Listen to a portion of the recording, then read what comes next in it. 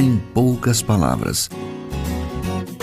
Um olhar sobre o mundo, a vida e a sociedade, à luz da Palavra de Deus, com Augustus Nicodemos.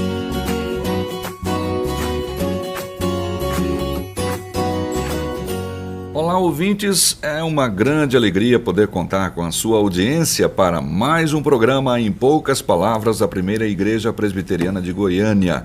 Mais uma vez aqui estou eu, Natson Matias, e o pastor Augusto Nicodemos, comentarista do programa e pastor da Primeira Igreja Presbiteriana de Goiânia. Como vai, reverendo Augustus? Como está, Natson? Você, querido ouvinte, que está aí nos recebendo no seu rádio, no seu receptor, através do seu celular e de outros meios, queremos dar aí o nosso abraço para você. E dizer que o programa de hoje, eu tenho certeza, vai falar de um tema que vai abençoar a sua vida. Fique conosco.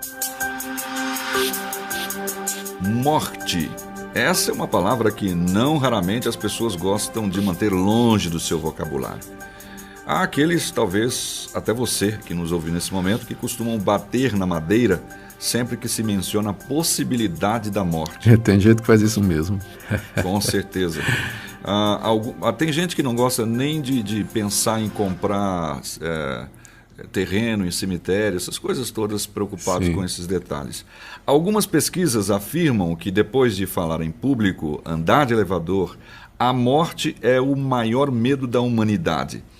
É sobre a tensão em torno desse tema, ou melhor, sobre uma pergunta que muita gente faz em relação a isso, que vamos falar nesse programa. A pergunta é a seguinte: o que acontece depois da morte? Muita gente costuma responder assim: como é que eu vou saber? Ninguém nunca voltou para contar. Se você acha que essa é uma boa resposta para tal questão, vamos ouvir o que diz o nosso comentarista sobre isso. Então, pastor Augustus, é contigo agora. Morreu, acabou. O que vem depois da temida morte? A pergunta, ela traz uma objeção muito correta. Como é que nós vamos saber o que é que vem depois da morte? A nossa resposta é que existe um que foi lá e voltou. E eu creio que ele é extremamente confiável. Estou me referindo naturalmente a Jesus Cristo. A Bíblia nos relata, e com a Bíblia traz o testemunho de centenas de pessoas que estiveram com Cristo depois da sua morte. Quando ele retorna, a Bíblia nos fala a respeito do retorno de Cristo dos mortos, que é chamado esse retorno de ressurreição. E Cristo esteve com seus discípulos durante 40 dias antes de retornar aos céus, depois de ter padecido e sofrido a morte.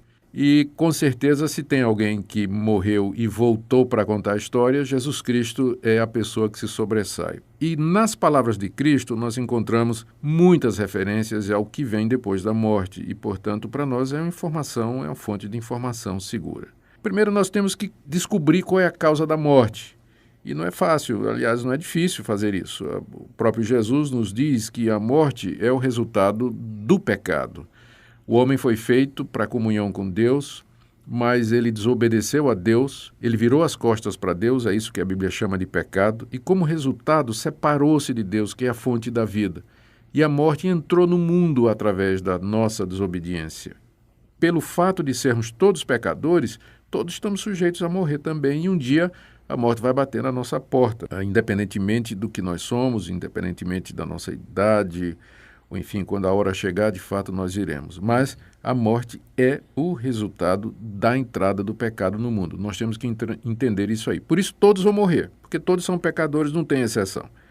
Exatamente. Agora, a grande questão do que vem depois da morte, ela tem respostas várias dentro da nossa cultura, dentro daquilo que nós conhecemos, daquilo que nós lemos. Primeiro, tem os materialistas, que naturalmente vão negar a ressurreição de Jesus, vão negar a Bíblia e vão dizer que depois da morte acabou-se, não é? E a pergunta é como é que eles provam, não é? Como é que eles sabem?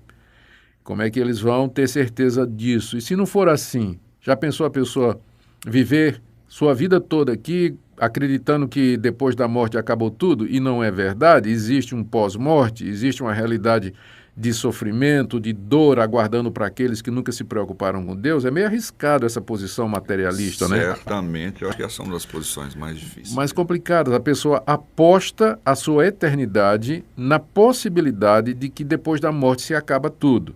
E se não acabar? Os materialistas, então, eles vão dizer que não há vida após a morte, que tudo se reduz de fato à matéria. E esse posicionamento é um posicionamento de uma minoria de pessoas. A grande maioria das pessoas acredita que tem alguma coisa depois da morte. Tem alguns que falam de reencarnação, ou seja, que depois da morte o espírito fica vagando pelo mundo ou em mundos distintos e ele recebe uma oportunidade de voltar em outra forma material, é o que chamado de reencarnação, e viver a sua vida outra vez, embora sem preservar a memória da vida anterior. Nós encontramos muita dificuldade em aprovar ou apoiar ou encontrar fundamentação para essa teoria, que, na verdade, ela encontra seu maior popularizador na pessoa de Kardec. Nós encontramos dificuldade em sustentar essa teoria à luz dos ensinos da palavra de Deus, da Bíblia, especialmente os ensinos de Jesus Cristo. Porque não há menção nenhuma na Bíblia a respeito dessa segunda chance. A Bíblia, quando olha para a morte, ela diz que é o ponto final da nossa existência, que depois da morte a pessoa se depara com o juízo final, o juízo eterno diante de Deus, ou para o bem ou para o mal. Não há qualquer perspectiva de um retorno a esse mundo. Porque até fica a pergunta, se nós sempre podemos reencarnar, morrer, reencarnar, morrer, reencarnar, esse é o ciclo, para que Jesus Cristo morreu? Qual foi a razão dele ter morrido na cruz? A Bíblia toda diz que ele morreu na cruz para nos salvar da morte e da condenação, para nos libertar do justo juízo que os nossos pecados merecem. O que seria desnecessário se realmente a reencarnação fosse o que vem depois da morte. Outros acham que depois da morte a alma entra num estado de sono, de insensibilidade, a pessoa não se apercebe do que é que está acontecendo e ela vai despertar só no dia do juízo final. Todavia, há na Bíblia muitas referências a situações de pessoas depois da morte que estavam conscientes e lembrando claramente da sua vida pregressa aqui. A história do rico e Lázaro, quando ambos têm consciência do que passaram aqui nesse mundo. Há uma palavra de Jesus dizendo que no reino de Deus dos céus nós nos assentaremos com Abraão, Isaque e Jacó na felicidade eterna. Como é que isso seria possível se eu não me lembrasse quem é Abraão, Isaque e Jacó? No livro de Apocalipse há uma referência à alma dos mártires que cobram de Deus justiça aqui na terra contra aqueles que os martirizaram. Então, toda a evidência bíblica é que depois da morte a pessoa continua consciente, ela sobrevive em espírito, consciente e com memória das coisas que aconteceram aqui. Por isso, essa teoria do sono da alma, ela não encontra fundamentação no nosso entendimento. Outros, eles acham que existe, de fato, vida depois da morte e que a felicidade é para todos. Isso eu acho que é a teoria mais comum, viu, Nathan? É o pessoal dizer assim, olha, todo mundo morre e vai para um lugar bom. Isso eu já vi muitas vezes, né? Exato, fulano está no lugar melhor, fulano foi para o andar de cima. Foi para o andar de cima. E você procura dar uma olhadinha na vida do cidadão, do defunto, o sujeito traiu a mulher a vida toda, foi um péssimo pai, era um sujeito violento, era desonesto, mas morreu. Aí já é canonizado, né? O pessoal já começa a dizer, mas ele era bonzinho, está numa vida melhor. Não tem defeito nenhum. Não tinha defeito nenhum. Não. Nós cremos que a posição mais correta, mais sensata, é aquela ensinada da Bíblia. A morte vem como resultado do nosso pecado. Nós morremos e nos deparamos diante de Deus. Depois da morte, segue-se o juízo. E há duas possibilidades. Primeiro, a vida eterna, a felicidade eterna. E segundo, a condenação e o sofrimento eternos. A vida eterna será dada àqueles que, aqui nesse mundo, se arrependeram dos seus pecados e receberam a Jesus Cristo como o único e suficiente Salvador. Não por causa dos seus méritos, não por causa das suas obras ou dos seus merecimentos, mas pela graça de Deus, pelo sacrifício de Cristo, que na cruz experimentou a morte no lugar deles Estas pessoas, pela fé, recebem o perdão de Deus em Jesus Cristo, têm a vida eterna e depois da morte elas já entram num estado de felicidade, de gozo e de alegria na presença de Deus, como Jesus disse ao ladrão que morreu na mesma hora que ele morreu, ao seu lado, na mesma hora, na mesma ocasião, quando Jesus disse para ele: hoje estarás comigo no paraíso. Nessa palavra de Jesus você encontra tudo isso que eu falei. Aquele ladrão, ao morrer, ele tinha se arrependido dos seus pecados, ele tinha crido em Jesus. Ao morrer, ele entraria juntamente com Jesus no paraíso, que é um nome que a Bíblia diz ou dá para o céu que nos espera depois da morte, para aqueles que creem em Jesus como Senhor e Salvador. A outra alternativa ou a outra posição é a de condenação eterna e de sofrimento eterno. A pessoa que viveu esse mundo aqui, sem Deus, sem Jesus Cristo como seu Salvador, quebrando todos os mandamentos de Deus, sem ligar para Deus, fazendo o que lhe dava na telha, vivendo como se Deus não existisse, depois da morte ela espera o quê? Ser promovido para onde? Ela vai colher aquilo que ela plantou a vida toda. E o salário do pecado é a morte. Aquele que durante a sua vida semeou as sementes do pecado, da desobediência, vai colher condenação por causa dos seus pecados. Por isso, ouvinte, a nossa palavra é: se arrependa dos seus pecados. Creia em Jesus Cristo, porque somente Ele pode salvar você da condenação que os seus pecados merecem.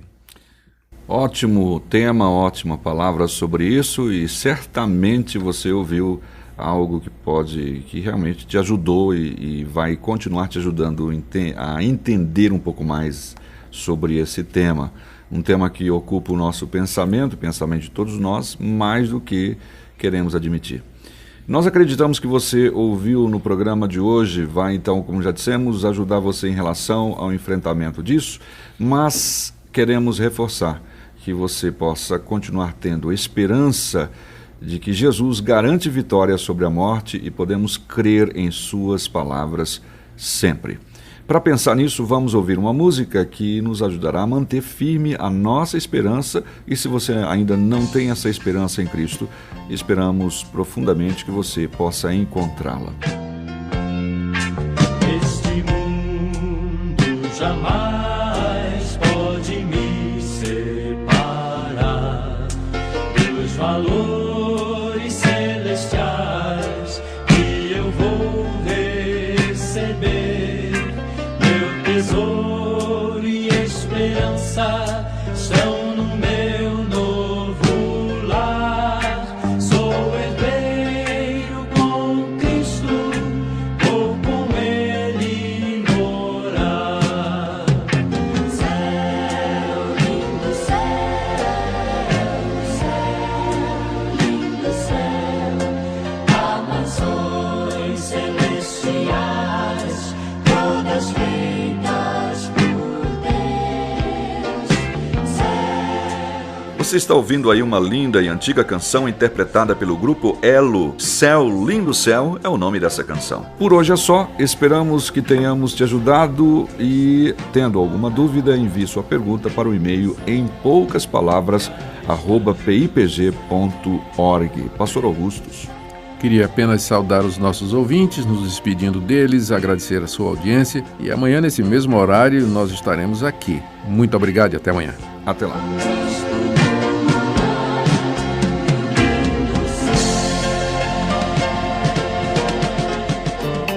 Se você deseja saber mais sobre esse e outros assuntos à luz da Palavra de Deus, domingo às 9 da manhã ou às 7 da noite, será um prazer conhecê-lo pessoalmente. Primeira Igreja Presbiteriana de Goiânia, Rua 68, esquina com 71 Centro. Fone 3212-3320. www.pipg.org.